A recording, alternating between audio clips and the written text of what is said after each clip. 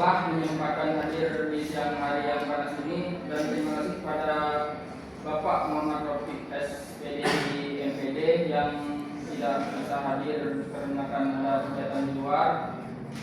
Di sini saya akan mempresentasikan makalah yang telah saya kerjakan, saya susun, yang berjudul pengertian, hikmah, dan syarat-syarat dan macam-macam sholat yang dikerjakan dalam Islam. Baiklah, yang pertama pengertian. Menurut bahasa, sholat berasal dari kata sholat, yusoli, dan sholatun yang berarti rahmat atau doa. Adapun dalam syariat Islam, sholat adalah peribadatan kepada Allah SWT melalui ucapan dan perbuatan yang telah diketahui yang diawali dari takbir dan diakhiri dengan salam. Selanjutnya, hikmah sholat ada banyak, teman-teman. Salah satunya adalah sebagai penenang bagi kita yang hatinya gelisah, atau yang ditinggal pacar, atau yang lagi galau-galau ada masalah di rumah, dan yang lainnya adalah mencegah dari perbuatan keji dan mungkar.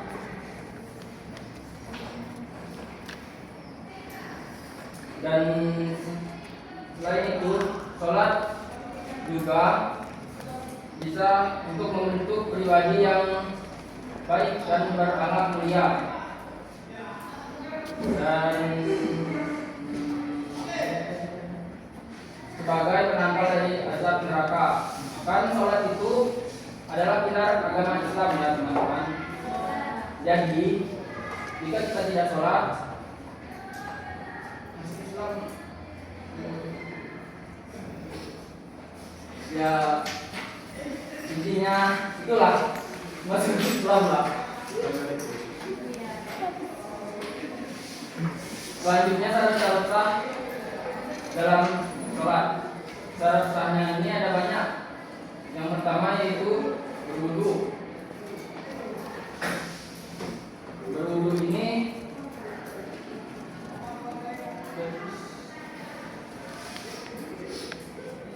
yang pertama adalah Islam. Kita beragama Islam harus melaksanakan sholat karena salah itu adalah hal yang paling diamanahkan oleh Rasulullah SAW dan paling penting dalam Islam.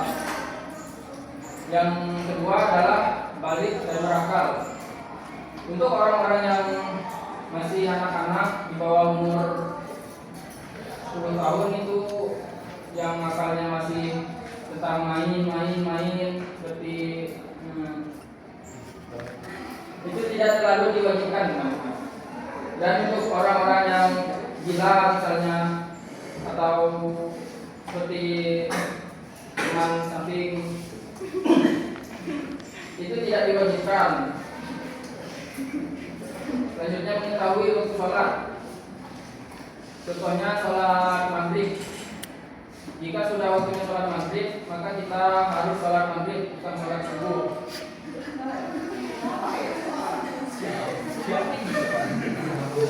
Makanya kita harus tahu waktu sholat itu waktu ini sholatnya apa, waktu ini pas saat ini sholatnya apa, itu teman-teman. Dan yang lainnya menutup aurat. Menutup aurat ini kita harus, jika untuk laki-laki, dari bawah lutut sampai atas besar. Dan untuk perempuan seluruh tubuhnya harus tertutupi.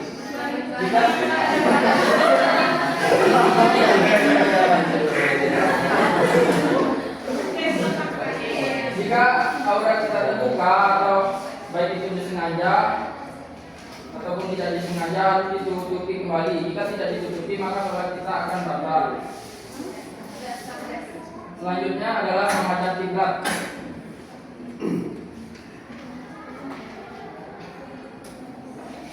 Menghadap kiblat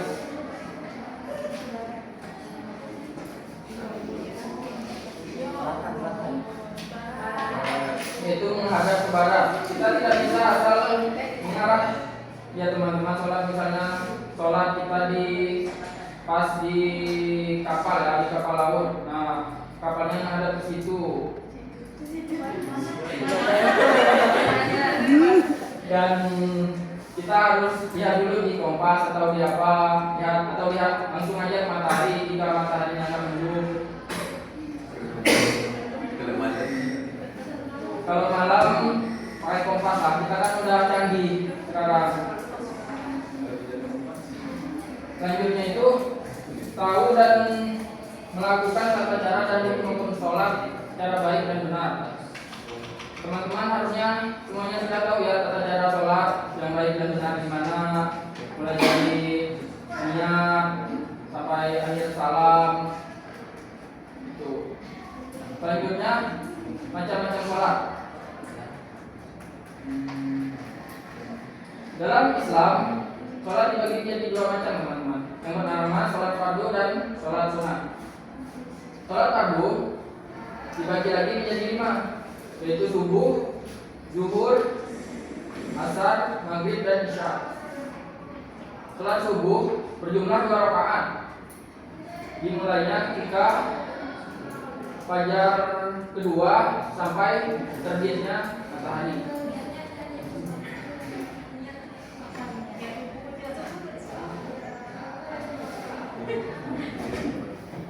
Yang kedua sholat zuhur. Sholat zuhur berjumlah 4 rakaat. Dan untuk waktunya itu dari awal matahari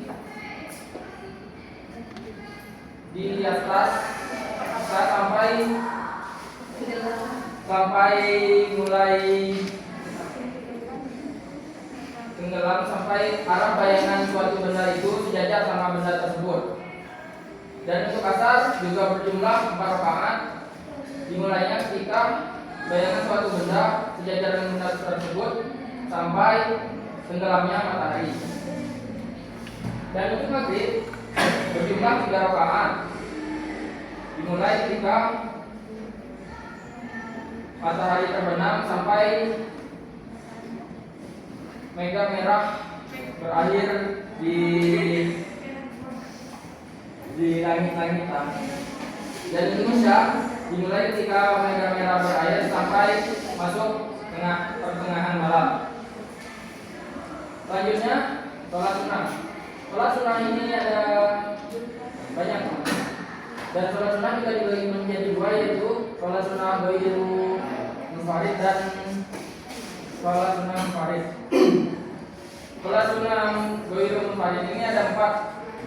Yang pertama adalah sholat tarawih dan sholat witir di bulan Ramadan.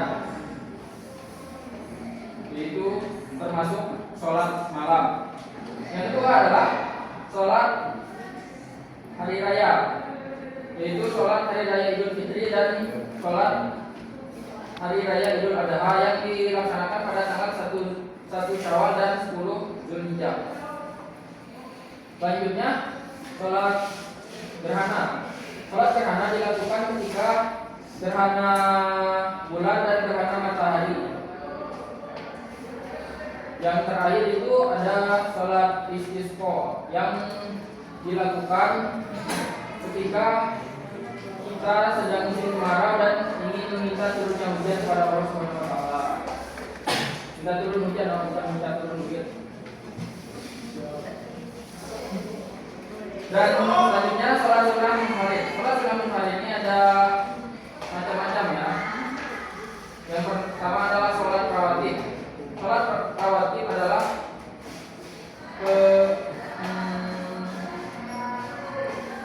sholat yang disertai sholat fardu lah, yaitu sholat qobliyah dan sholat ba'diyah. Sholat sebelum dan sesudah sholat fardu. Dan kedua itu ada di sholat wudu. Sholat wudu adalah sholat ketika kita setelah selesai wudu sampai sebelum kita sholat yang lain. Yang ketiga ada sholat duha. Sholat duha adalah ketika waktu duha, yaitu ketika matahari di seujung tombak sampai waktu zuhur.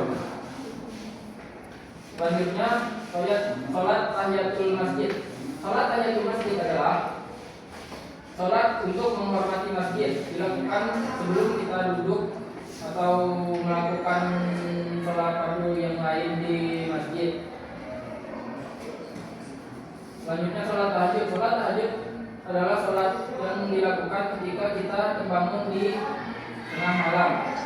Kita harus jadi adalah bangun pada malam hari. Jadi jika kita terbangun tengah malam, kalau bisa sholat tahajud biar fresh. Selanjutnya itu sholat sunnah hajat. Jika kita ingin sesuatu dan ingin cepat tercapai, selain usaha kita sholat hajat, ingin minta dikabulkan oleh Tuhan dan cepatnya. Selanjutnya adalah sholat taubat. Sholat taubat adalah sholat ketika kita benar-benar menyesal telah berbuat salah dan ingin bertobat kembali ke jalan yang benar dari jalan yang tidak benar. Sholat taubat ini berjumlah minimal 2 rakaat dan maksimalnya 6 rakaat. Terakhir itu ada sholat tasbih. Sholat tasbih ini termasuk sholat khusus yang dilakukan untuk memperbanyak ibadah kita kepada Allah Subhanahu wa taala. Selanjutnya adalah sunnah-sunnah makruh dan hal-hal yang membatalkan dalam sholat.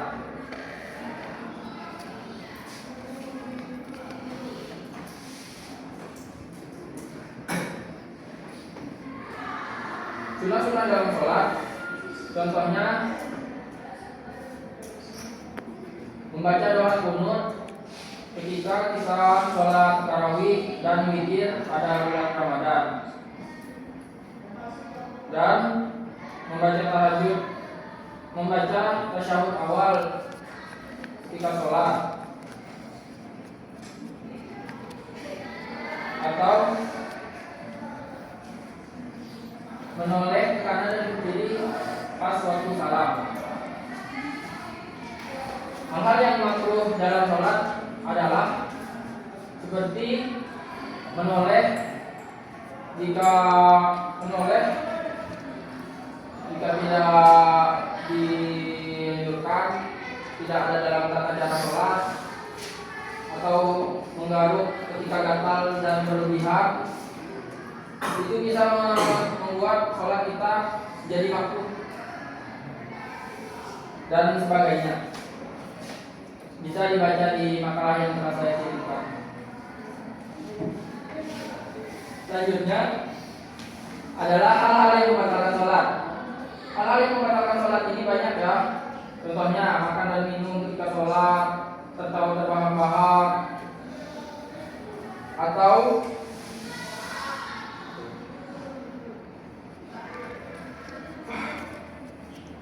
atau berada kecil, atau wudhu kita sudah batal, itu bisa membatalkan sholat dan harus diulangi ya.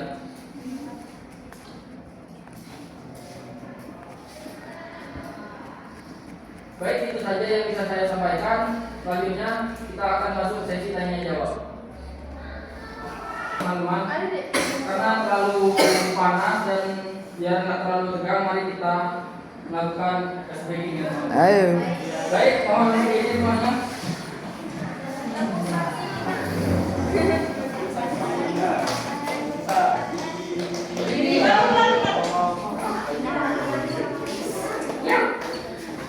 SBG-nya itu kita materi sholat dan rakaatnya. Jika saya bilang maghrib, yaitu 3 rakaat, bukannya 3 kali. Jika subuh 2, yang lainnya 4. Sekarang kita cukup nyanyi di depan. Baiklah, mari kita mulai.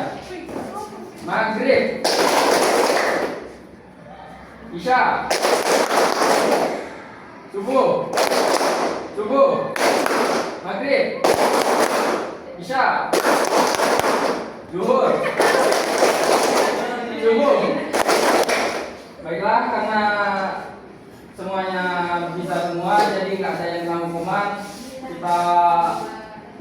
materinya sekarang itu. Bukan siapa kita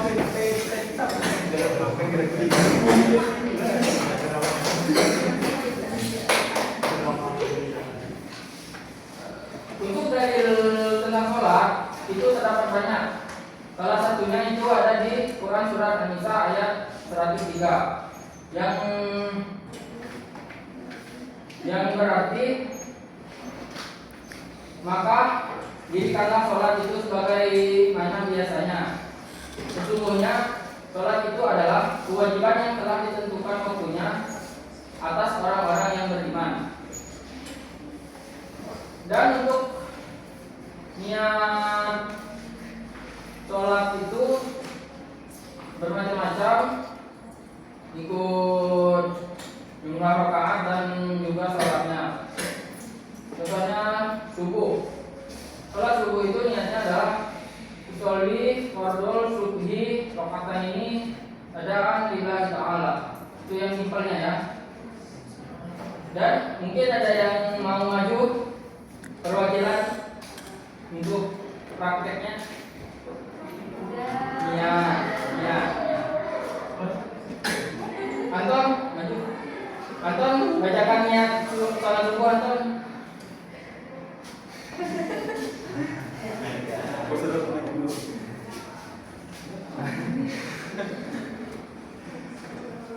Dan ini contohnya ya teman-teman.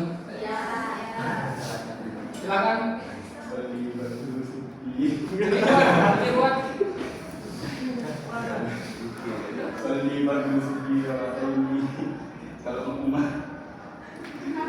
Kalau makmuman itu pakai makmuman, kalau sholatnya sendiri di rumah itu langsung ada nilai ta'ala aja. Kalau kita imam pakai imaman ya.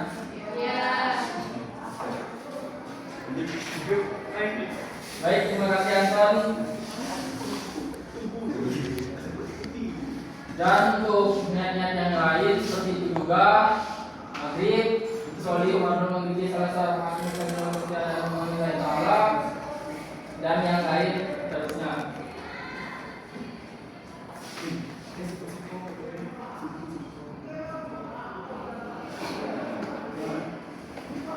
Dan untuk zuhur itu niatnya usolli fardhu subhi, usolli fardhu zuhri arba'ah rakaatin sembilan kali adaan lillahi ta'ala. Asal juga seperti itu memakai arba'ah dikarenakan dia memiliki 4 rakaat. Selanjutnya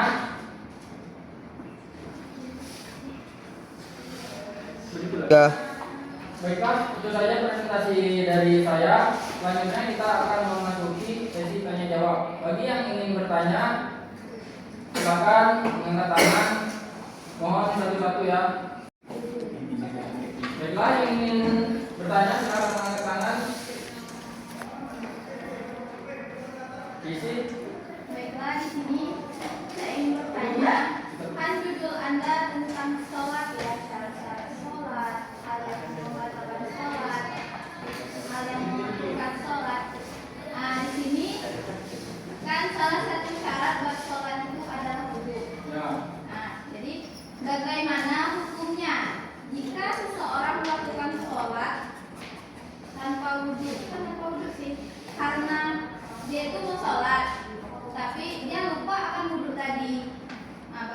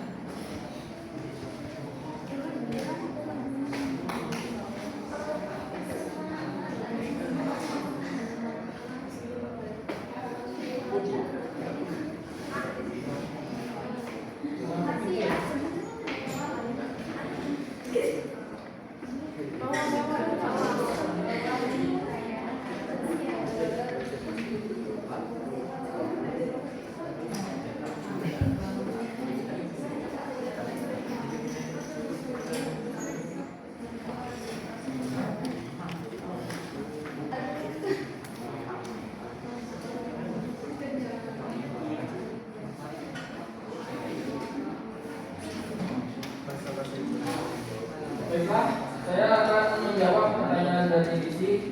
Bagaimana hukumnya jika seseorang melakukan sholat tanpa wudu karena lupa atau tidak tahu bahwa wudunya itu sudah batal? Ini menurut dari yang pernah saya pelajari ya. Sholat tanpa wudu itu tidak sah baik itu sengaja maupun tidak sengaja. Tapi biasanya jika itu lupa atau tidak tahu, itu tidaklah berdosa karena itu adalah ketidaksengajaan dan ketidaktahuan, dan hal ini dimaafkan oleh syariat. Jika teman-teman yang dari lulusan pondok-pondok yang ilmunya di dalam bisa lah menambahkan, tolong tambahannya.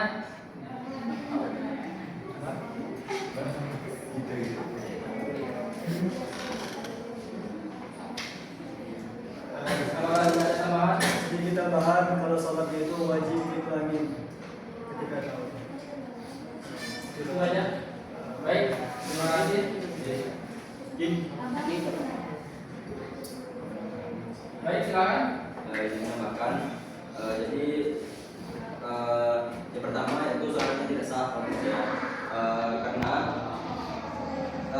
jika seseorang tidak berwudu terlebih dahulu, dan karena wudu adalah salah satu syarat sah dalam sholat, dan kalau tanpa wudu sholat tidak akan diterima.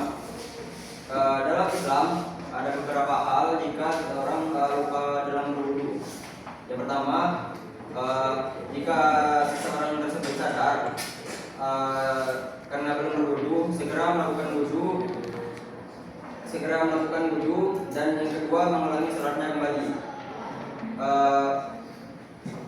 Kenapa saya bilang tidak sah? Karena wudu merupakan suatu cara agar seseorang terhindar dari hadas dalam sholat.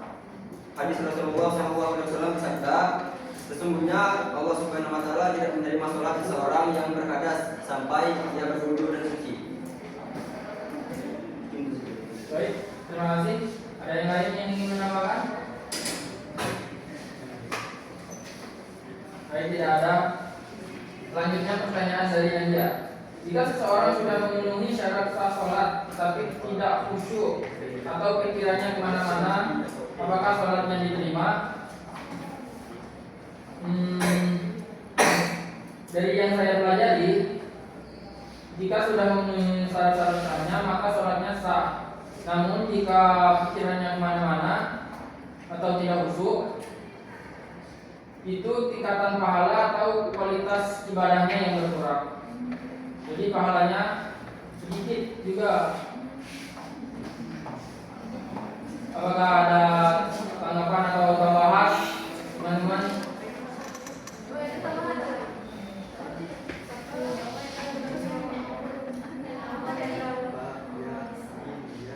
Baik, sudah dipahaminya?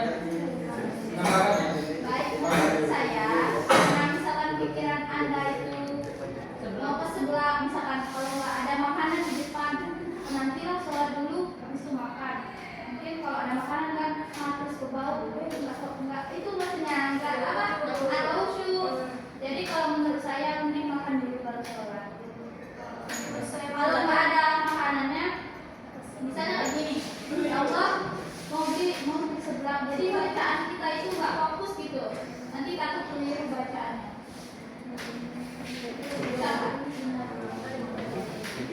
Terima kasih. Baik, terima kasih. Iya, terima kasih.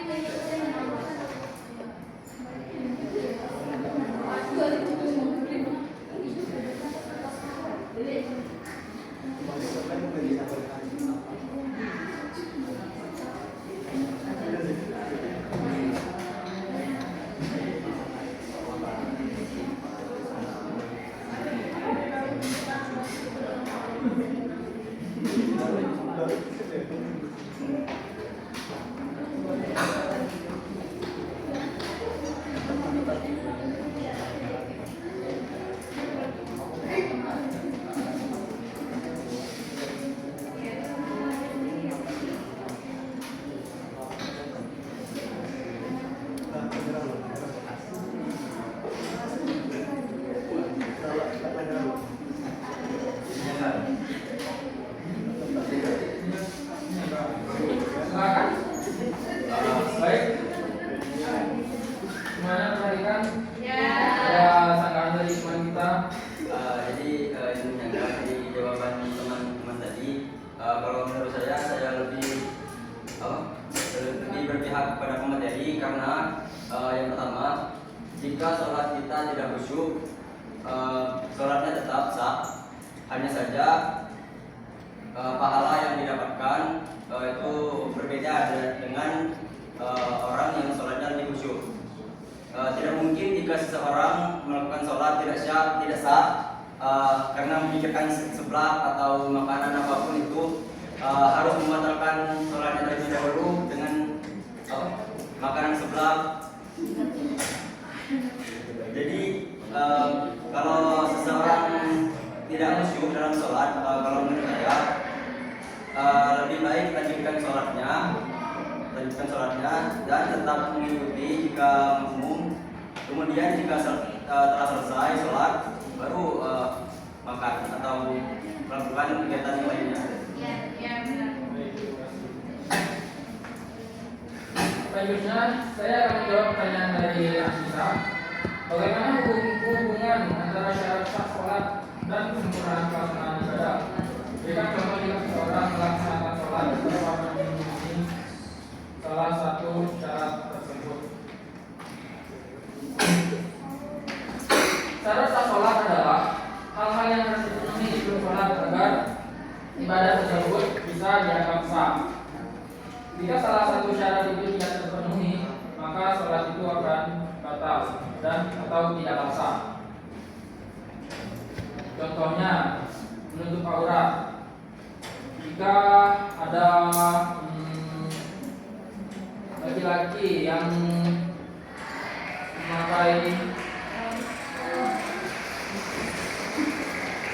lantai dan auratnya terbuka. Jika tidak segera ditutupi atau dia membiarkannya, maka sholat itu akan batal.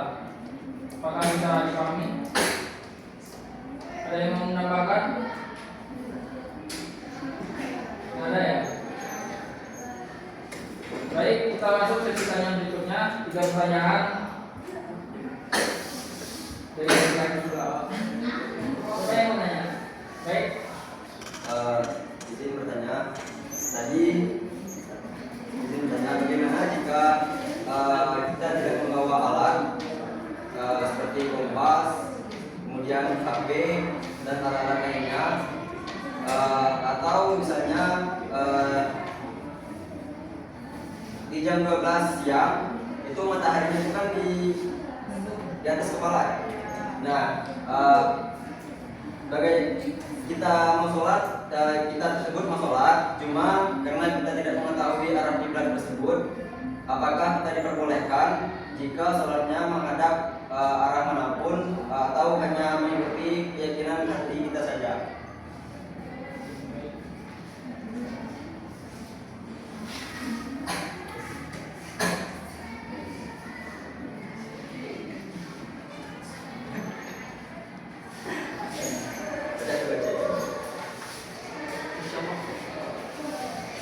Baik, selanjutnya ada.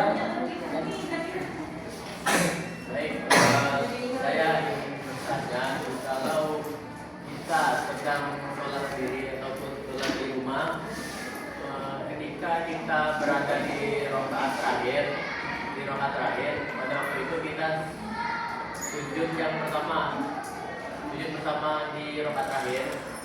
Nah, pada waktu itu kita tuh lupa bahwasannya pada saat itu kita sujud pertama, tapi seingat kita pada saat sujud itu rakaat, pada sujud itu sujud yang kedua. Bagaimana? Apakah enggak?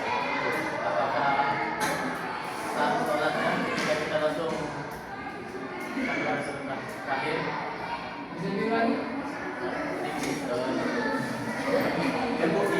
Kita sujud pertama di rakaat terakhir.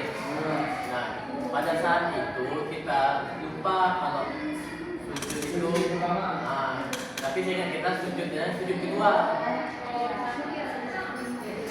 Jadi gimana tanggapan Anda itu?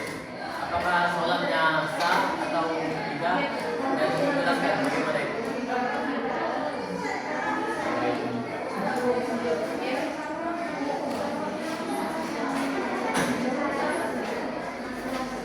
Satu lagi yang bertanya. Saya.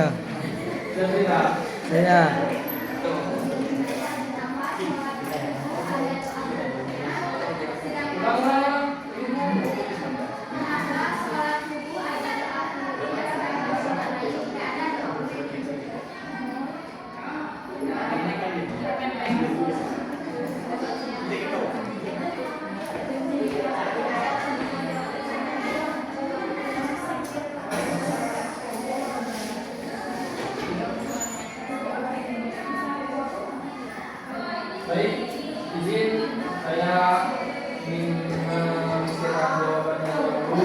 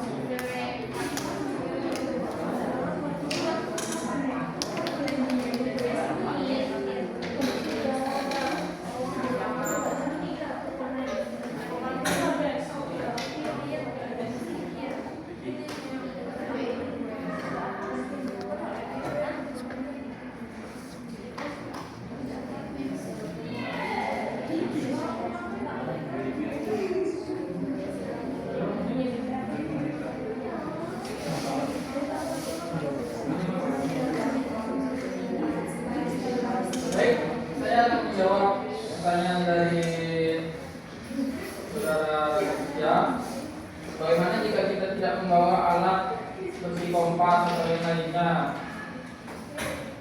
Dan misalnya jam 12 itu mataharinya di tengah-tengah kepala. Nah, kita mau sholat tapi tidak mengetahui arah kiblat, apakah diperbolehkan jika sholatnya menghadap arah manapun atau hanya mengikuti keyakinan saja? Jika kita tidak tahu arah kiblat dan tidak ada cara untuk memastikannya, maka diperbolehkan sholat menghadap ke arah yang diyakini sebagai sholat. Intinya, jika kita tidak tahu arah kiblat itu di mana dan sudah berusaha begini dan begitu dari arah kiblatnya, maka diperbolehkan sholat mengikuti keyakinan itu dan hukumnya sah. Jika ada yang ingin menambahkan karena kurangnya jawaban saya, silakan. Ada loh. Baiklah. Saya akan berbicara selanjutnya.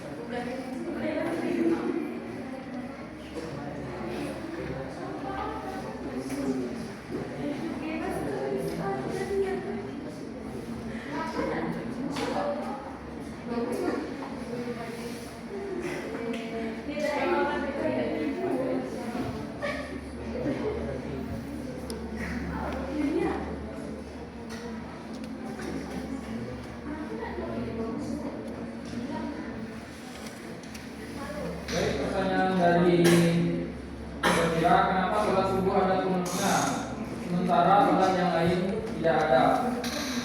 Sholat subuh memiliki kunut karena berdasarkan ajaran dan kebiasaan Nabi Sallallahu Alaihi Wasallam.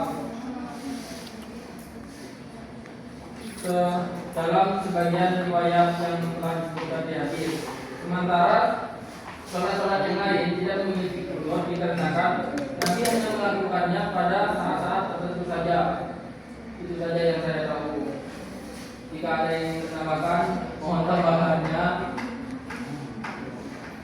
Ya. Baik.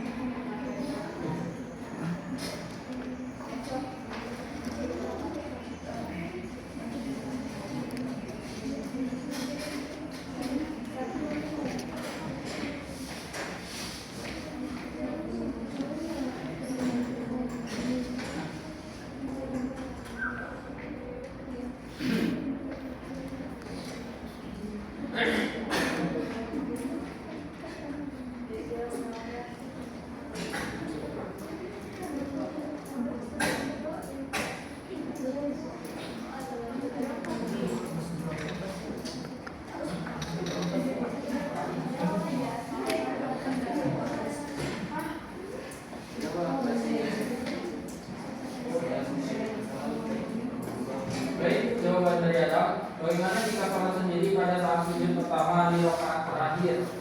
Tapi kita ingat sujud itu yang kedua, apakah sholat tersebut? Kalau menurut saya, dari apa yang saya pelajari dari guru-guru dan fikih, kalau itu lupa itu tidak sah ya. Dikarenakan salah satu rukun sholat itu sujudnya itu 2 kali, jadi tidak sah sholat itu, harus diulangi. Jika ada tambahan, mengutamakan Ustaz. Izin menanggapi. Ya, silakan. Kalau menurut pengetahuan saya yang sudah saya pelajari, sholat itu dikatakan sah. Tapi kita di sujud terakhir itu harus membacakan sujud sahwi dengan bacaan subhanallahu wa ta'ala sebanyak 3 kali. Habis itu langsung ke salam. Kalau pengetahuan saya. Tapi kan yang ditanya itu sah atau enggaknya, soalnya kan sudah selesai sholat.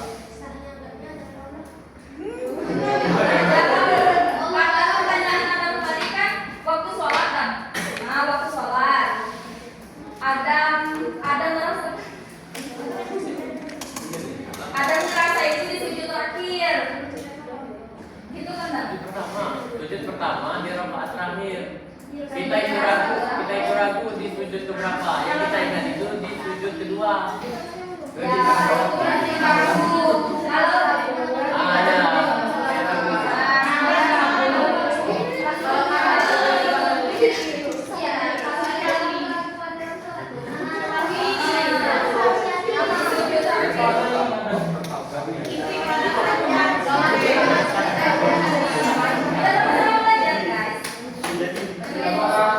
Ada tambahan yang lain?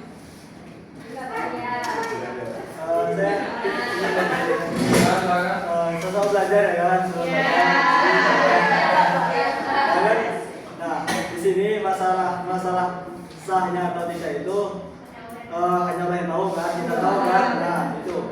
Nah, di dalam saya jumpa kalau tidak salah itu buku Mesir, yaitu kullu amalin bani Adam itu antara diterima atau enggak. Nah, yang enggak diterima itu selain salawat. Nah, salawat ini pasti diterima. Nah, antara salat dan puasa ini antara diterima atau enggak. Nah, yang bermasalah ada tadi itu kan. Nah, yang sebagaimana ada di kaidah fikih yang kemarin kita tuh al-masyaqqatu tajlibut taisir. Nah, kesulitan itu mendatangkan kemudahan. Nah, begitu tuh. Nah, kita ini kan manusia lah, al-insanu maha khata' wa nisyan. Manusia tempat lupa dan salah. Nah, lupa itu maklum bagi manusia. Nah, di situ Tuhan ada syariat mendatangkan itu namanya sujud sahwi. Tidak apa-apa kalau itu lupa. Dan sujud sahwi itu hukumnya tidak wajib, itu sunnah. Dan bacaan tadi subhanallah kiri tadi itu sunnah, membaca berapa kali pun tidak apa-apa. Nah, itu sekian, terima kasih. Makasih Ustaz.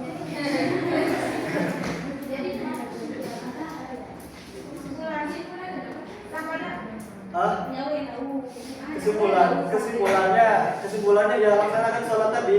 Yang patut misalnya tadi itu dia ragukan sujudnya kan. Nah, ambil yang yakinnya. Ambil yang yakin, bukan yang ragu. Semisal kita ragu ya kan, sholat zuhur 4 rakaat. Tapi dia ragu 5 rakaat apa 4 rakaat. Nah, dia tuh ambil yang sedikit tadi, yang 4 tadi. Nah, ambil sedikitnya. Gitu.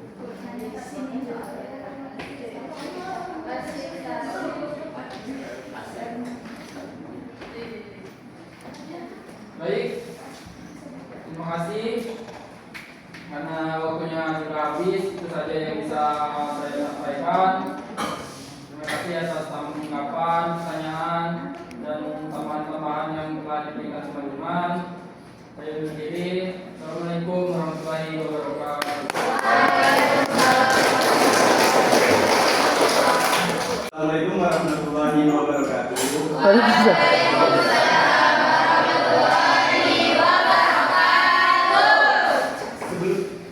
kita mulai, ada baiknya kita melakukan 11 malam. Berdirinya saya di sini, saya akan duduknya saya di sini, yaitu akan mempresentasikan hasil makalah saya. Dan pertama-tama saya berterima kasih kepada Bapak dosen kita, yaitu Muhammad Rafiq Anwar, SPDI MPD, dan juga berterima kasih kepada teman-teman yang telah hadir pada hari ini. Di sini saya akan mempresentasikan tentang sholat, yaitu praktek dan bacaan, dan yang terakhir tentang manfaat sholat berjamaah. Sebelum saya memulai, ada baiknya saya minta tolong kepada teman saya Yoga Bagara untuk membantu saya dalam melakukan prakteknya. Kepada Yoga digunakan untuk maju dulu. Oke.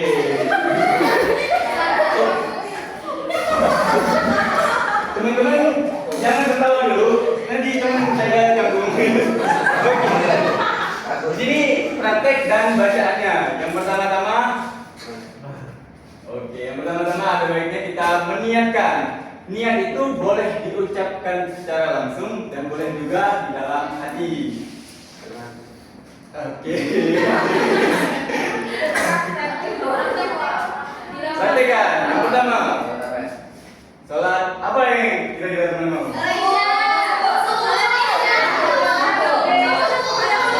Subuh, teman kita ini subuh. Kunutnya sudah ditentukan karena itu sunnah. Boleh dilakukan dan boleh tidak dilakukan. Jadi sholat subuh, niatnya sudah tahu kan? Oke, usolli fardhu subuh. Teman-teman, kita niatnya usolli fardhu subuh. Kalau ada ini bilang berarti kalau sendiri adaan, tapi kalau sendiri makmuman. Kalau sendiri makmuman itu bersama imam. Kalau sendiri itu pakai adaan lillahi ta'ala. Kalau kita ada imam itu makmuman, tidak pakai adaan. Tapi kalau imam itu imaman, tidak pakai adaan lillahi ta'ala. Oke, praktekkan teman saya. Silakan. Sholli fardhu subuhi arba'a rakaat.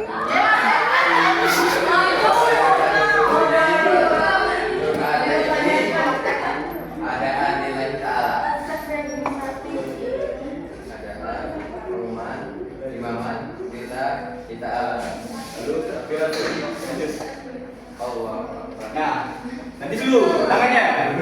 Nah, tangannya diangkat ke atas. Oh, jangan seperti itu. Tangannya itu harus kayak gini teman-teman. Boleh kayak gini, boleh juga di dada, boleh di telinga, boleh di dada.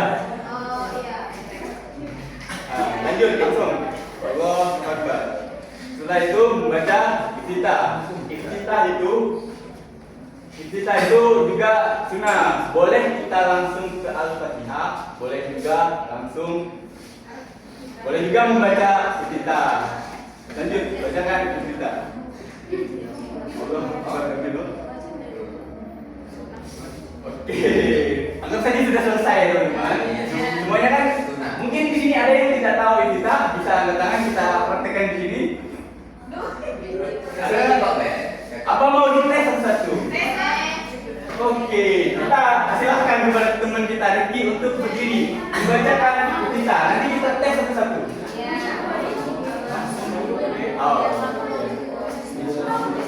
Allahu Akbar kabira walhamdulillahi katsira wa subhanallahi wa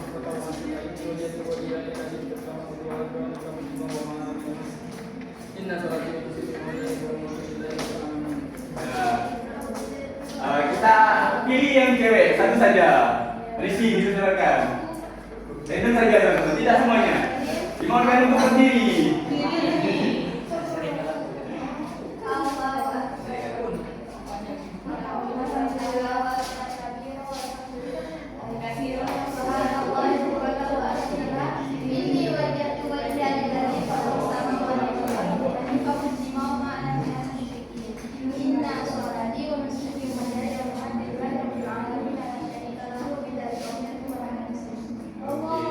kita lanjut. Nah, setelah itu kita bacakan Al-Fatihah. Gerakannya tadi Al-Fatihah. Temen kita yang jauh mungkin sudah tahu Al-Fatihah. Kalau tidak tahu Al-Fatihah, aduh, entah Islamnya kayak gimana. Mungkin baru mualaf atau gimana. Bacakan Al-Fatihah. Pasti tahu. Bismillahirrahmanirrahim.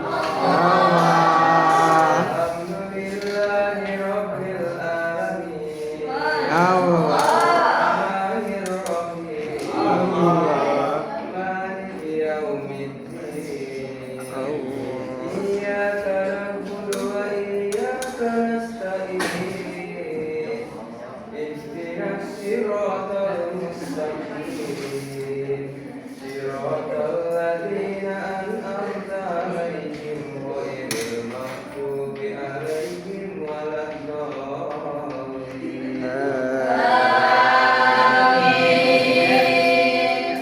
Nah, setelah membaca Al-Fatihah, ada baiknya kita itu disuruh untuk membacakan surah pendek yang kita tahu.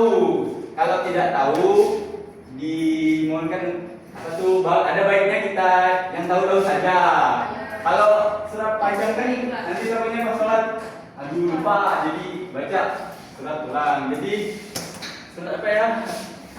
Al-Ikhlas saja. Kita lihat dulu kan, misalnya kita jadi imam nih. Nah, imam itu tidak hanya membaca saja, tapi lihat juga makmum kita saat kita membaca surah pendek atau surah panjang. Jangan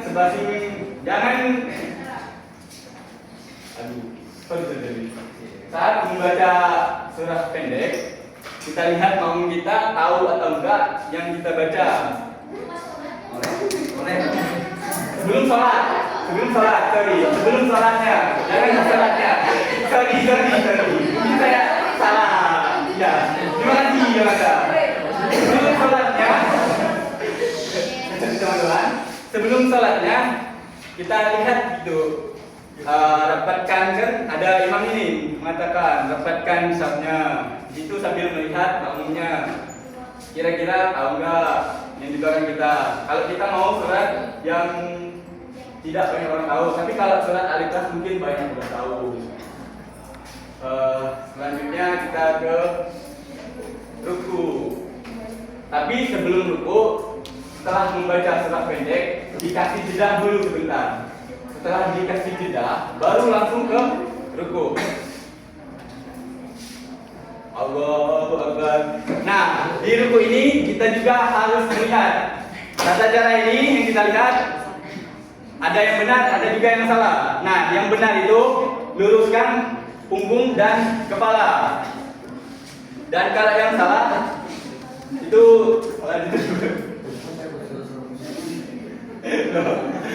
nah, yang benar itu seperti ini teman-teman.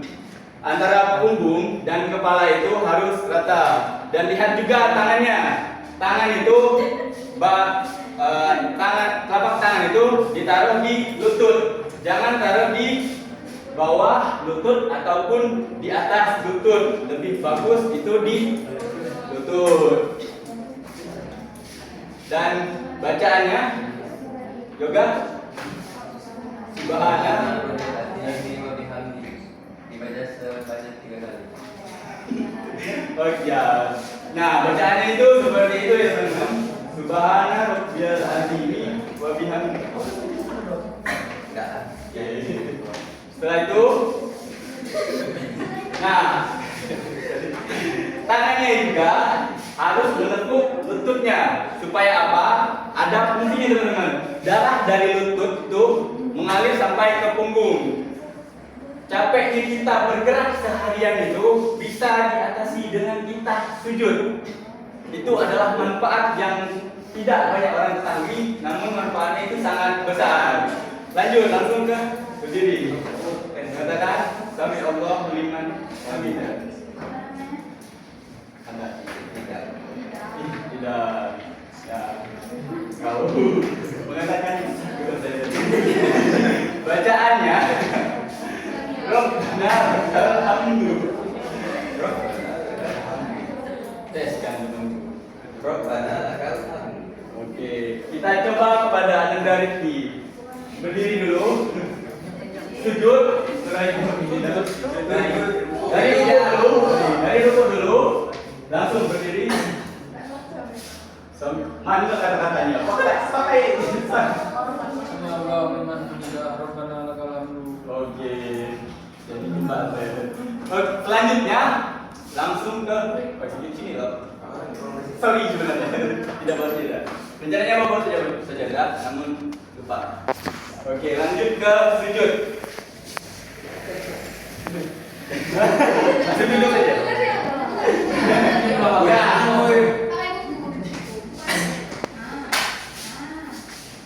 Sujud ini teman-teman boleh dilakukan dari ini adalah sujud yang salah ya. Sujud itu boleh kita lutut jatuh terlebih dahulu, boleh juga telapak tangan jatuh terlebih dahulu. Yang tidak boleh itu mungkin kepala terlebih dahulu. Tahu kan alasannya? Alasannya mungkin kepala sakit. Lanjut. Saat sujud juga tangannya itu harus dicentangkan rata dengan bahu. Jajar dengan bahu. Nah, setelah bacaan sujudnya Subhana rabbiyal a'la, Subhana rabbiyal a'la wa bihamdi. sebanyak 3 kali. Sebanyak 3 kali. Setelah itu duduk. Sebelum duduk ada bayi. Sebelum duduk mengatakan gerakan ikram. Praktekkan temanku. Biar. Lomba. Oke, lanjut. Banyak salah. Mana? Dari sujud dulu. Lanjut ke duduk. Allah. Nah, seperti itu. Sorry ya teman-teman, saya masih belajar juga. Saat duduk, doa pertamanya. Bacaan saat sujud pertama. Bacakan teman dulu. Oh, nanti kita alihkan kepada yoga untuk Yoga. Sorry. Ada untuk membacakan doa untuk bacaan saat duduk. Duduk di antara 2 sujud.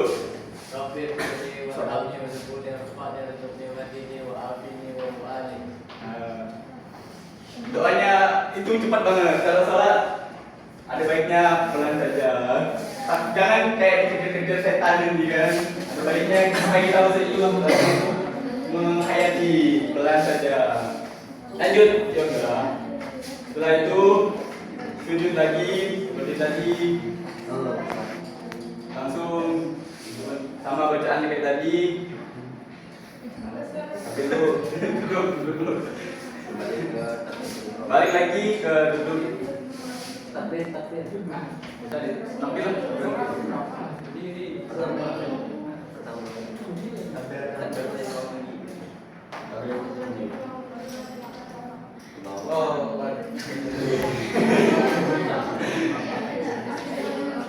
Bacaannya pertama itu Al-Fatihah juga teman-teman.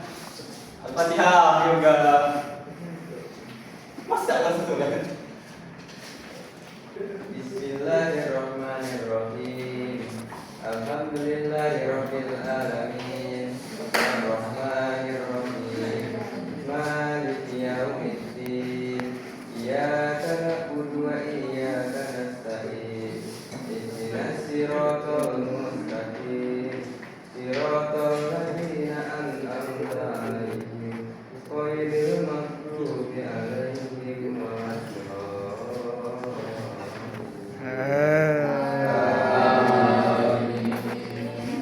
Setelah itu, setelah Fatihah, bacakan surah pendek juga.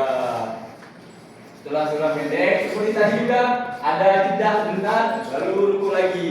Juga. Rukunya juga sama, bacaannya tetap sama. Lanjut juga. Allahu liman hamidah. Rabbana lakal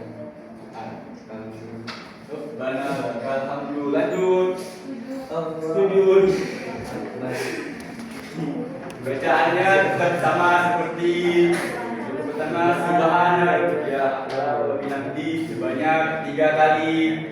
Lanjut juga Allah Akbar. Untuk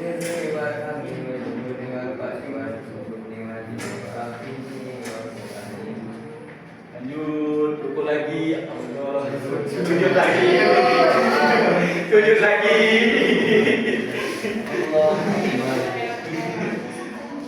bacaannya sama subhanallah sebanyak 3 kali. Lanjut tahiyatul akhir. Karena at-tahiyatulnya kita mau coba yang baca atau teman-teman kita pilih salah satu membaca. Kita pilih salah satu. Kita ajak. Oh, kayaknya mau kasihan juga. Kita suruh ke coba ya. Bagusnya ada yang tutup muka. Ayo kita bacakan akhir. Ada baiknya berdiri nggak sih? Iya. Berdiri dong. Berdiri.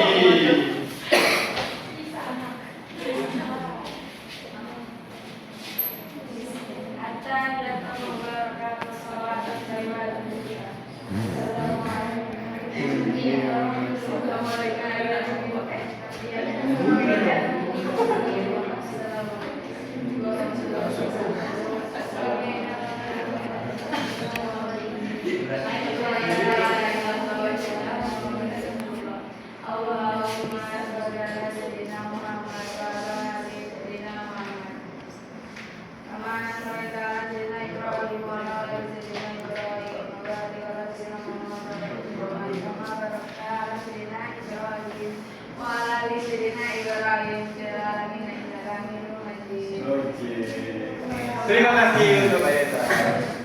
Lanjut, kita lanjutkan lagi. Juga. Oke. Juga.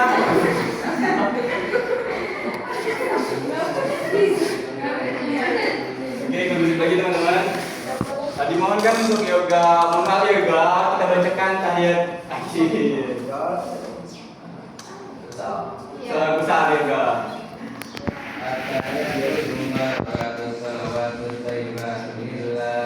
Assalamualaikum ayuhan nabi wa rahmatullahi wa barakatuh. Assalamualaikum warahmatullahi wabarakatuh. Nah, ini dulu yoga. Sebelum mengucapkan asyhadu alla, tangan juga mengikuti naik ke atas. Dari tujuh, jangan dari tengah. Jadi teman-teman, jari telunjuk sebelah kanan, bukan sebelah kiri, dan bukan juga jari telunjuk. Kalau jari telunjuk itu nantang namanya Yuki. Dari tengah, kalau dari tengah bukan, sorry. Kalau dari tengah itu nantang. Mohon maaf teman-teman, ada kesalahan. Lanjutkan. Nah,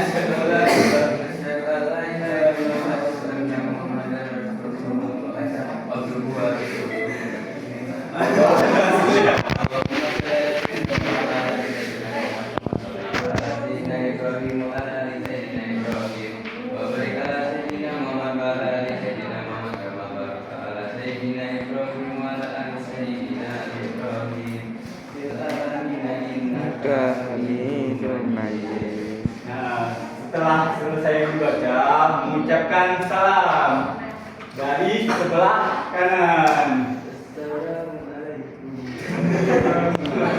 Lanjut ke sebelah kiri. Oke, terima kasih kepada teman saya Yoga telah membantu saya. Silakan untuk Yoga kembali ke posisinya.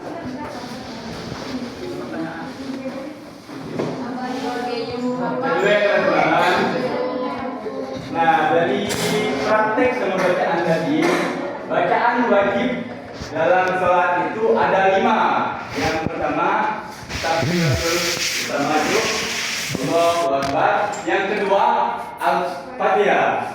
surah pendek itu sunnah bacaannya.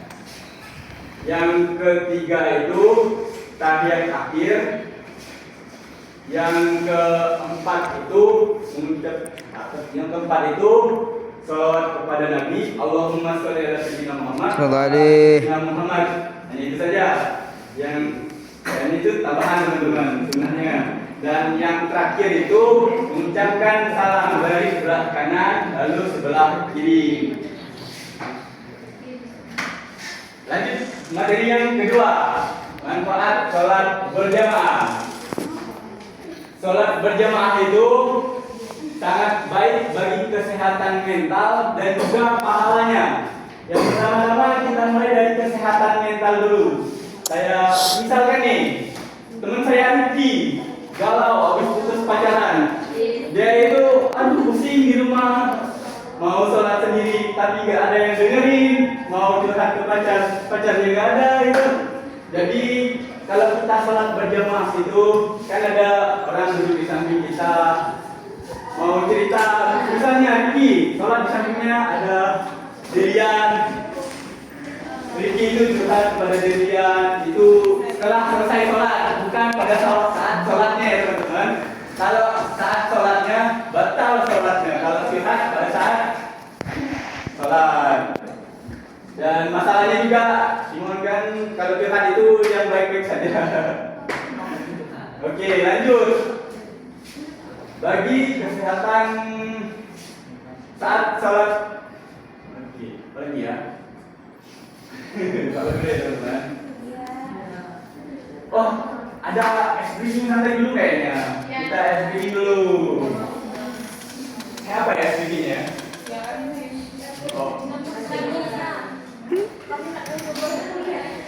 Ada yang tahu kayak gimana namanya? Rekomendasi kayak mana? Briefingnya? Hukuman. Wih, kata Rifki, dikasih hukuman. Kalau hukumannya lompat dari lantai 3. Ini kayaknya mau memisahkan kita, mau bertemu. Aduh Rifki. Kita ngalihin dulu sebentar. Saya juga perlu belek ya teman-teman. Karena mau coba bareng. Ada permen kayaknya kita saya. Wes. Namun tidak banyak, hanya beberapa orang saja yang dapat.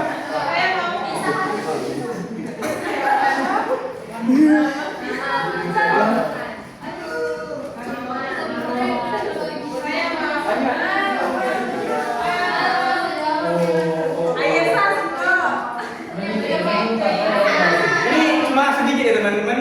Saya minta sama teman-teman. Ada yang bisa dengan puji juga dari teman saya. Jadi ada lebih ke saya. Jadi kayaknya kita kasih games ya. Games. Nanti hadiahnya saya kasih ini aja deh.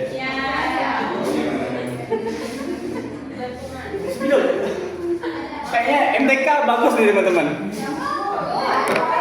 Ada yang benar dengan di sini. Gak sulit MTK-nya. Tunggu dulu ya.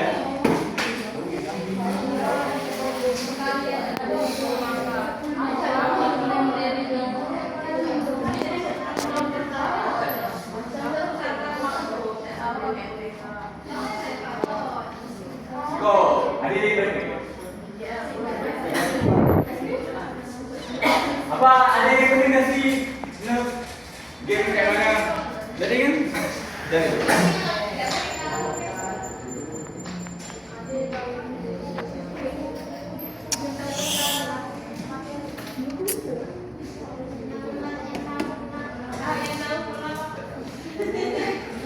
Yang tahu boleh pulang tapi jangan lupa oleh para pimpinan.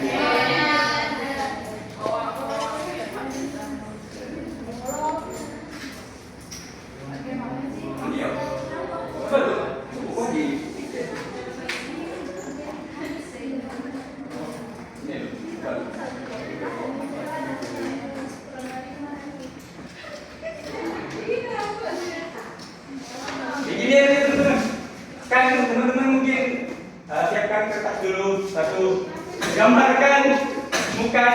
yang bagus nanti dapat hadiahnya. Gambarkan di kaca saja. Kantor.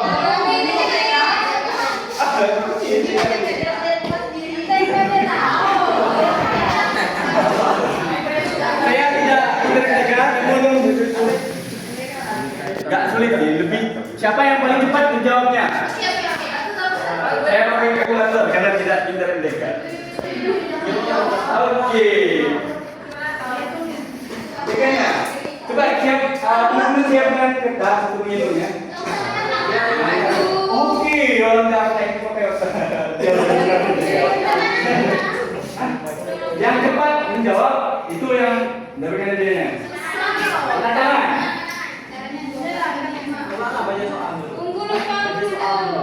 Nah, main sebut ya. Perkalian 5 dari mana? 1, 2, 3, saya mulai ya.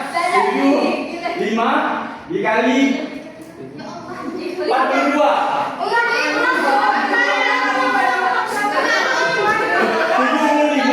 75 dikali 42.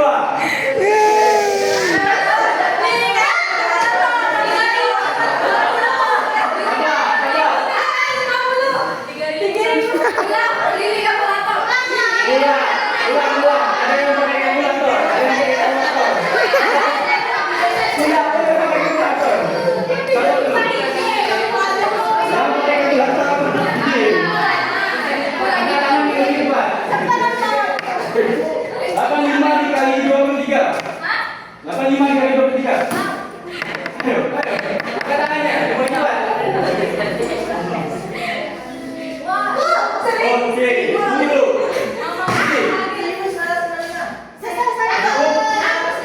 Oke. Yang pertama dikasih menit dulu.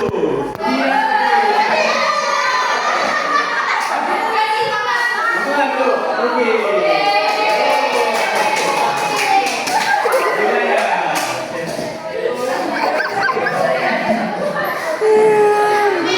Nih kasih 2, langsung 2. Yang bisa jawab.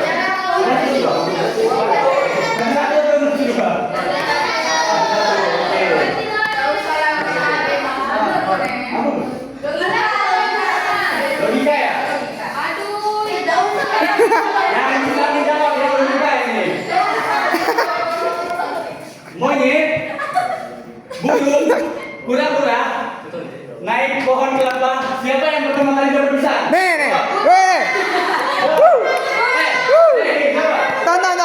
Tan. Astagfirullahaladzim. Oke, benar. Ya Allah, Kloton. Di pohon kelapa itu nggak ada pisang. Masa di pohon kelapa ada pisang? Siapa yang bawa? Dia bawa.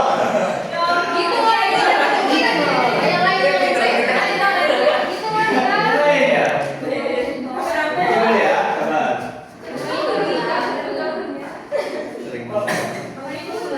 Oh, kayak mana?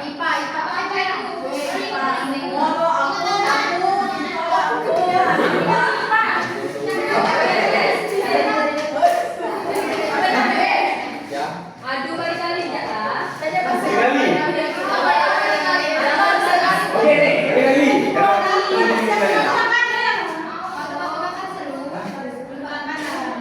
Kayak ini kan Bapak. Ini saja. Tadi teman saya Rifki udah presentasi. Ada yang bisa menjelaskan materi tentang Rifki tadi. Oke, 1 orang saja. Mungkin tidak mau. Yang lain saja. Berapa tanggal lahir Rifki?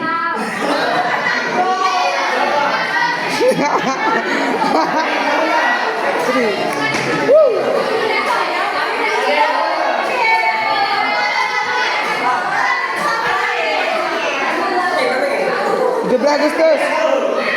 Saya tahu. Oke, Rifki berapa Rifki? Nih, 7 kali 8.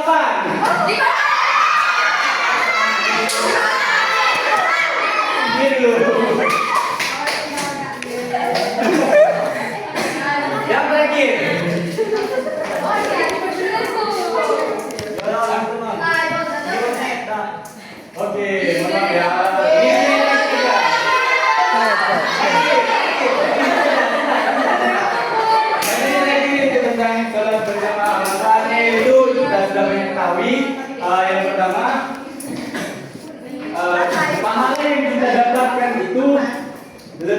besar daripada sholat sendiri. Sholat sendiri itu kan mendapatkan pahala satu nih.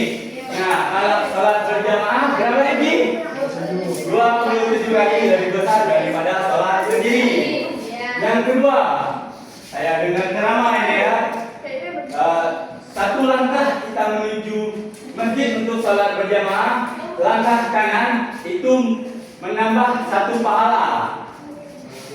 Saat langkah kiri itu menggugurkan dosa kecil. Jadi satu langkah, makin kecil langkah kita itu makin besar rasanya. Jadi sudah ada. Yang ketiga, barang-barang yang kita lewati akan menjadi saksi kita, yang akan membantu kita saat di yaumul mahsyar atau di serahkan menjadi saksi kita. Dia akan membantu kita saat kita di neraka. Semoga kita tidak di neraka. Yang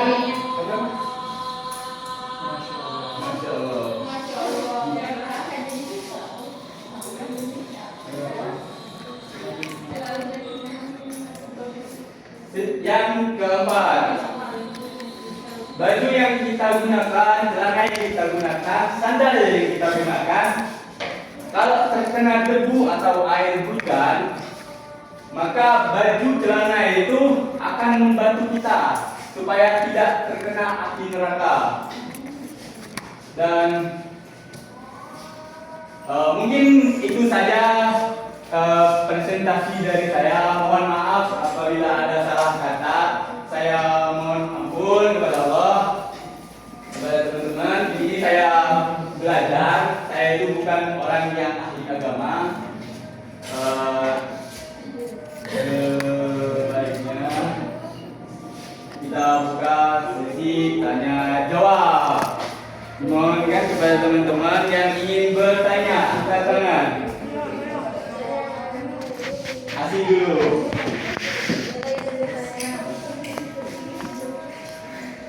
Apa hukum menambah bacaan sholat? Biasanya kan ajaran orang tua zaman dulu itu ada bacaan sholat yang ditambah, khususnya itu setelah sholawat Ibrahimiyah itu. Apa hukumnya? Jika boleh, mengucapnya itu di lisan atau dalam hati saja?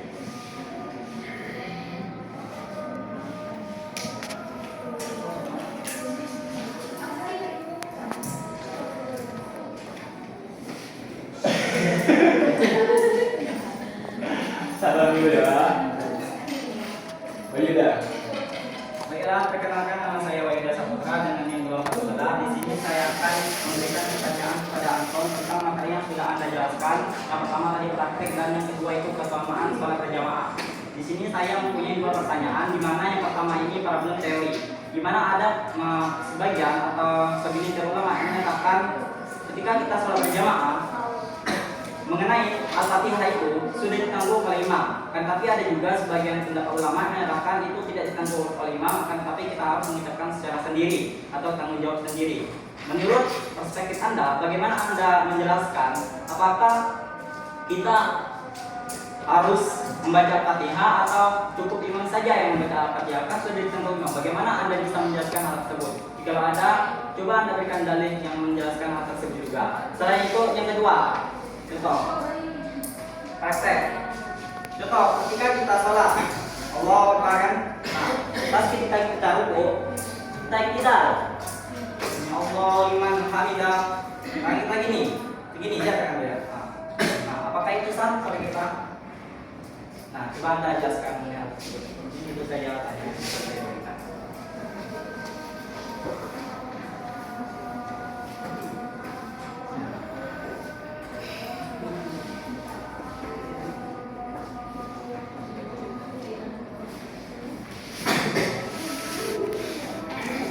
Tan, nanya Tan.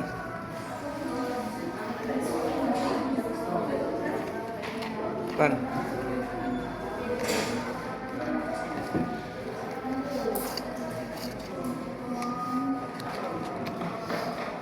Tan. Dua dulu ya teman-teman. Coba, oh 3. Saya Tan. Satu lagi. Tan. Teman saya tadi. ya udah menggigil. Saya ingin bertanya sedikit. Bagi seorang laki-laki, bagaimana kalau imam itu pas imam itu terkeluar hadas besar atau hadas kecil? Bagaimana itu solusinya? Oh, tahu.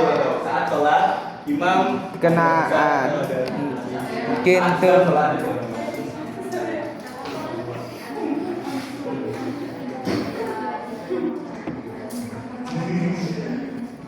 sabar dulu.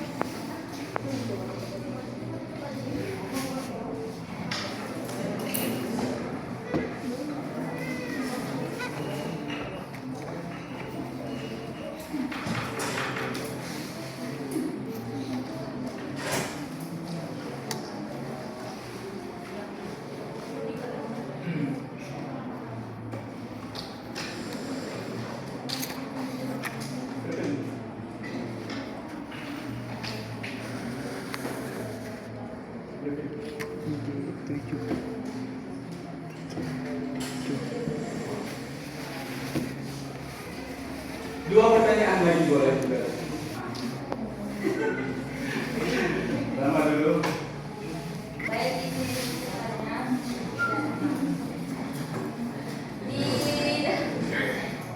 Tadi kan kamu sudah praktek. Saya mau menanyakan mahal sujud itu terbagi menjadi 7, yaitu dahi, kedua telapak tangan kiri dan kanan, lutut kiri dan kanan, beserta jari kaki kiri dan kanan.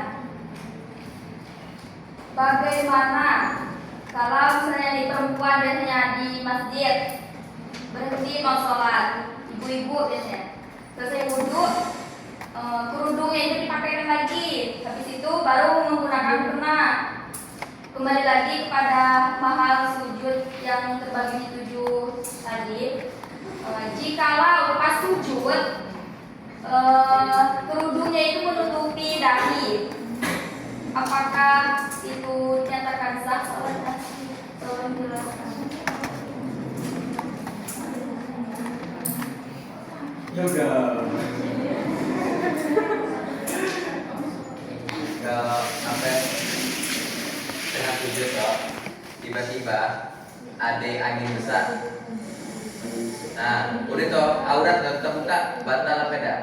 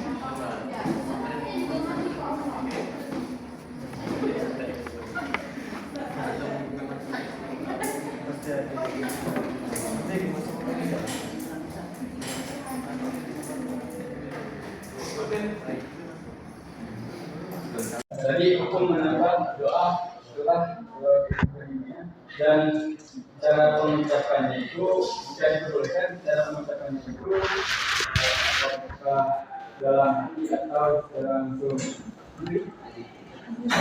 Oke, menambahkan doa itu sunnah ya teman-teman, sunnah Rasulullah. Diperbolehkan, jadi boleh dilakukan, boleh juga tidak. Nah, cara melakukannya itu boleh juga dalam hati atau kita itu melakukan secara langsung seperti doa-doa dalam yang biasanya. Namun ada baiknya melafazkannya itu hanya didengarkan oleh diri sendiri. Jangan sampai didengarkan oleh orang di sekitar kita. Seperti kita melafazkan sholat menjadi makmum atau menjadi makmum yang sampai terdengar oleh makmum di sebelahnya. Kalau gimana? Apakah ada teman-teman yang ingin menambahkan jawaban dari saya? Oke.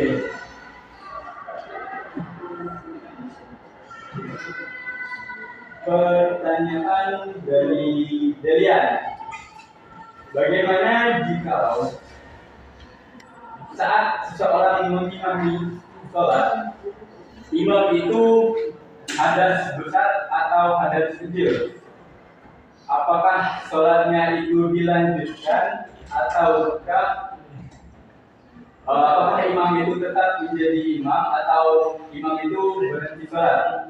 Begini, kalau imam itu sedang hadas besar atau hadas kecil, lebih baik atau wajib bagi imam itu untuk pergi atau berhenti sholatnya, namun makmum tidak berhenti sholatnya. Makmum tetap melanjutkan sholat. Makmum yang di belakang imam melanjutkan menjadi imam. Imam yang tadi keluar membersihkan hadasnya, entah itu dia selanjutnya imam itu menjadi sholat sendiri atau tetap imam, atau tetap makmum namun tidak imam lagi, seperti itu. Apakah bisa diterima? Benar. Oke. Apakah ada yang ingin menambahkan? Oke, juga. Saya ingin menambahkan pertanyaan saya. Tentu hal atau problem yang dinyatakan berlebihan, pertanyaan yang dinyatakan berlebihan adalah suatu hal yang mudah dalam kehidupan kita, apalagi bagi seorang laki-laki yang sedang melakukan berjamaah. Mengenai pertanyaan ini, tentunya kalau kita menghayati secara sama, kita mendapat dua hikmah. Hikmah yang pertama, ketika seorang ketua masjid itu membangun masjid. Ketika seorang ketua masjid membangun masjid itu tidak boleh asal-asalan, terutama pas ketika di tempat imam itu. Di tempat imam itu sebenarnya itu harus ada pintu. Fungsi pintu itu apa? Ya, problem yang dikatakan dia tadi, ketika imam tersebut batal yang disebabkan dari hadis kecil ataupun hadis besar, mereka bisa melewati pintu tersebut. Itu hikmah yang kedua, hikmah yang pertama yang bisa kita ambil. Terus hikmah yang kedua kan nanti bergantinya makmum kan? Makmum. Jika makmumnya tidak mengerti, bagaimana yang bisa menggantikan sholat tersebut? Pasti mereka diam aja. Dan sholat tersebut pasti akan dibubarkan secara tidak langsung kalau makmumnya yang di belakang tidak mengerti. Maka hikmah yang dapat kita ambil sebelum kita sholat, sebaiknya makmum yang di belakang kita itu paham mengenai agama, terutama mengenai bab sholat atau ibadah ini. Selanjutnya, untuk jawaban yang bisa saya berikan dari pertanyaan Delian, imam itu tetap tidak sah sholatnya, harus membatalkan sholat melewati pintu yang sudah disiapkan oleh ketua masjid tersebut. Nah, nanti tugas yang makmum itu menggantikannya. Jadi, tadi saya ini menambahkan dua hikmah tadi. Itu saja. Oke, terima kasih kepada Wanida telah menambahkan jawaban dari saya. Dilian? Iya, bisa. Oke. Apakah ada teman-teman yang ingin menambahkan lagi? Ini tidak ada.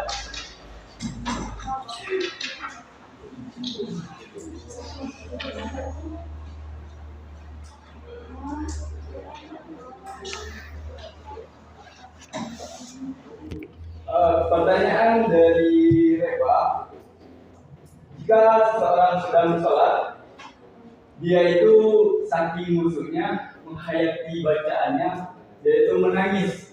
Apakah sholatnya itu diterima atau tidak? Dari apa yang pernah saya dengarkan dari ceramah Ustaz ya, sholatnya itu sah-sah saja. Bahkan tadi kata teman saya Arya, sahabat Rasulullah juga bahkan lebih dari itu, lebih dari menangis, yaitu saking musuhnya.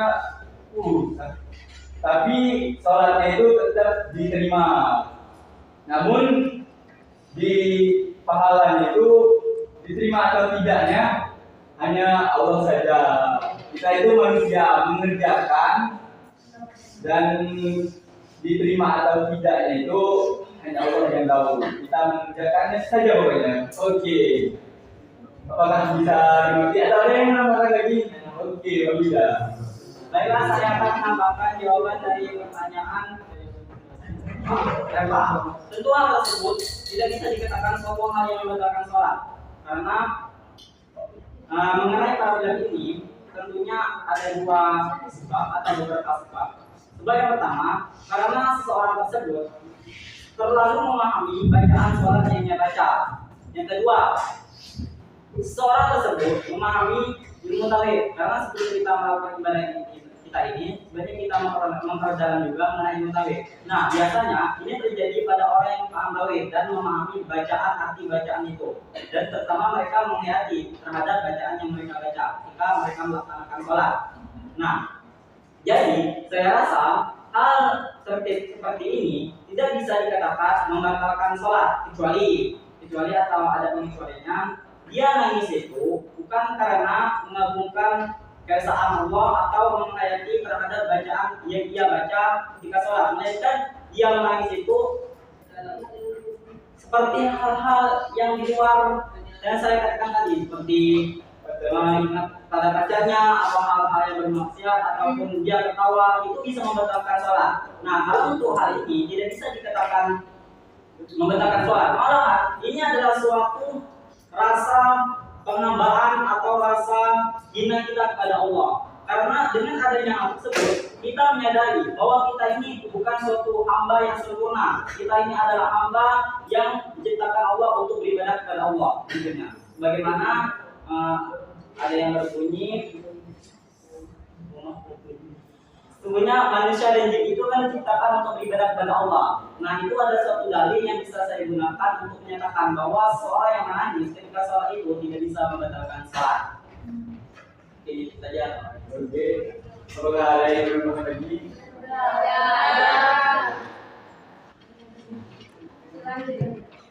Selanjutnya pertanyaan dari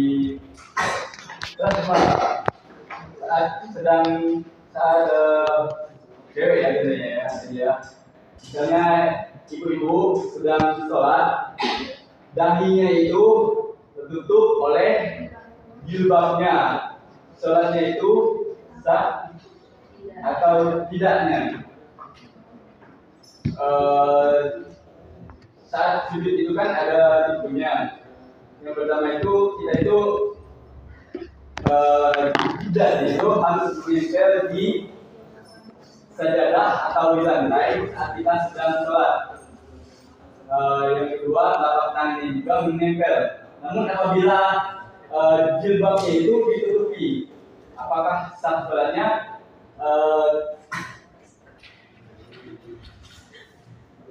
Dari yang saya ketahui ya, maaf kalau ada salah, teman-teman bisa menambahkan nanti.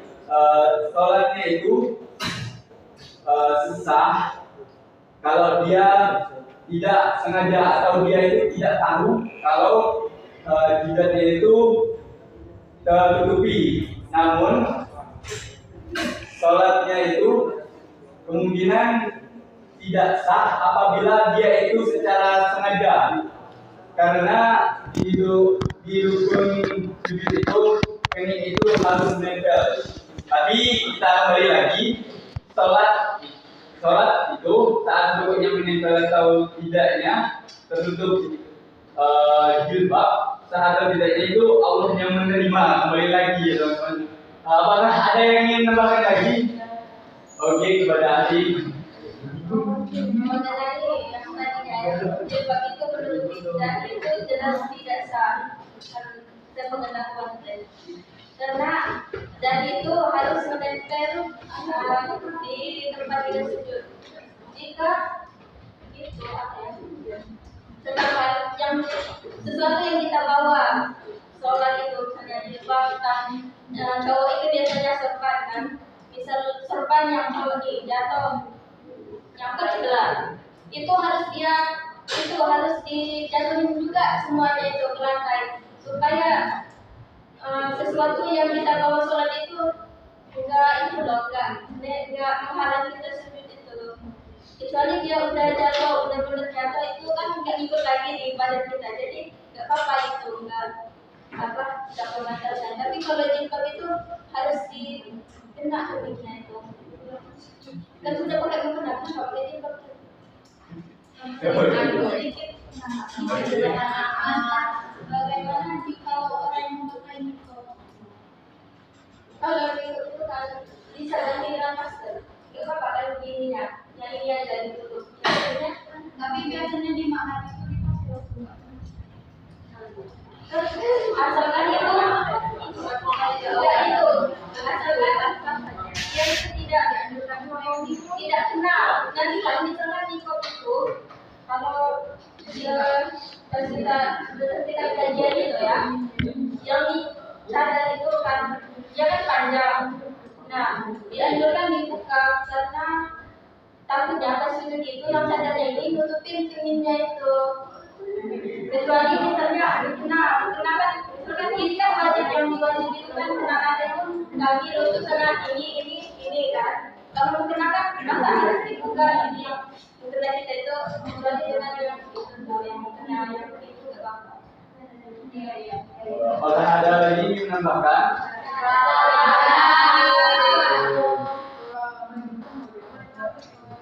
Pertanyaan terakhir dari Wahidah. Bacaan Al-Fatihah saat kita menjadi imam. Apakah Al-Fatihah itu sudah ditanggung oleh imam atau tidak? Dan katakan dalil yang mengatakannya, tambahkan dalil untuk menambahkan jawabannya, dan tentang praktek tata letak tangan kita saat setelah ruku. Di tangannya itu ke belakang, kayak itu ya kan? Sah atau tidaknya? Bacaan Al-Fatihah bagi makmum itu saya saat sholat ya, saya itu membaca Al-Fatihah itu pasti membaca Al-Fatihah, namun tidak berbarengan dengan imam. Saya membaca Al-Fatihahnya itu setelah imam membacakan Al-Fatihah. Itu yang saya lakukan dan saya ketahui. Untuk dalilnya saya juga banyak kurang tahu, mohon maaf. Saya belum pelajari itu. Untuk tata letak tangan kita saat ruku, sholatnya sah atau tidak? Tangan itu ke belakang kayak tadi tuh ya, saya contohkan. Tangan itu setelah ruku, sami Allahu liman hamidah, tangannya itu seperti belakang, langsung ke depan.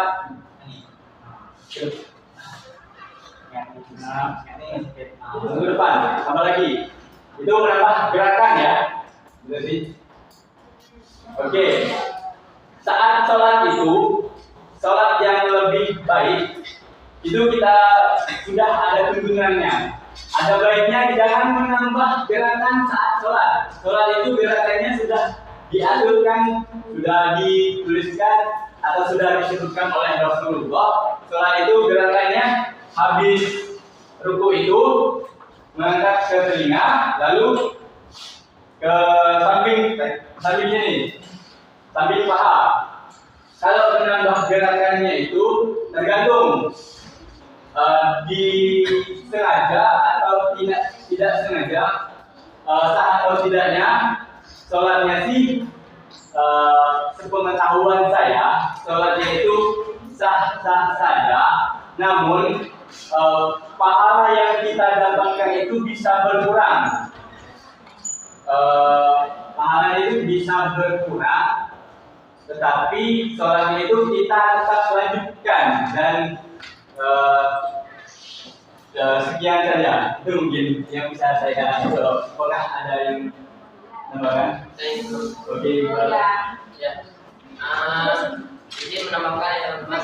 Baiklah, untuk pertanyaan kedua tadi, apakah menambah gerakan tahlul iktidal, menambah gerakan tangan ke belakang dan ke depan atau gerakan tambahan itu, tentunya itu biasa ya teman-teman, karena yang bisa membatalkan sholat itu ada beberapa macam. Salah satunya itu yaitu dengan melebihkan gerakan sebanyak 3 kali. Apabila gerakan lebih dari 3 kali, maka sholatnya tidak sah.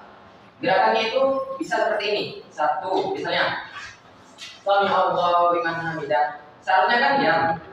Nah, kalau ke belakang itu gerakannya 1, 2, 3. Jadi kalau selesai iktidal itu seharusnya kita itu harus diam tangannya, harus di samping paha. Apabila menambah gerakan itu batal. Pokoknya gerakan itu tidak boleh lebih dari 3 kali. Ya, mungkin segitu tambahannya.